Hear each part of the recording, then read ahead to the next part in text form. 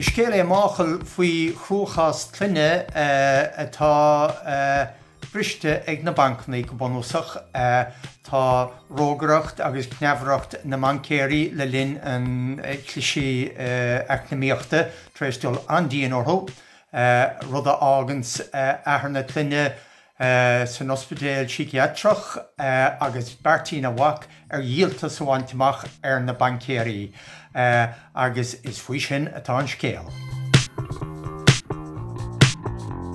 sé an Gné is fearlam go leabhar ná riar ná luas an leabhar. Cuidín an luas sin na tréthe éagsúla tá faoi capital sa leabhar a iompar. Cuidín sé na character a iompar chomá, agus go leor gon éagsúlacht eachtriachta atá an. Chun sé gos agus glúiseacht faoi lehéadí cormach an phríomh character mac an ahar, agus faoi lehéadí deco agus a dhearthar a bhfuil ról lárnach acób chuid gon uorscéal.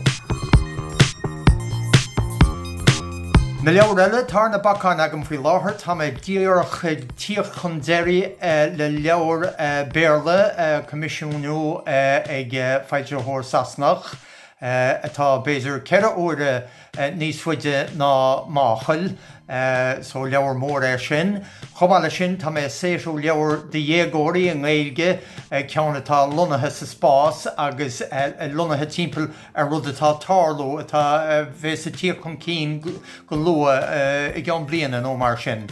Agus anuas ar sin tá leabhar drámaíochta ar chur le chéile agam agus cúpla tionscnamh beag eile a bheits á gur i mór láthir i gceann cúpla bliana.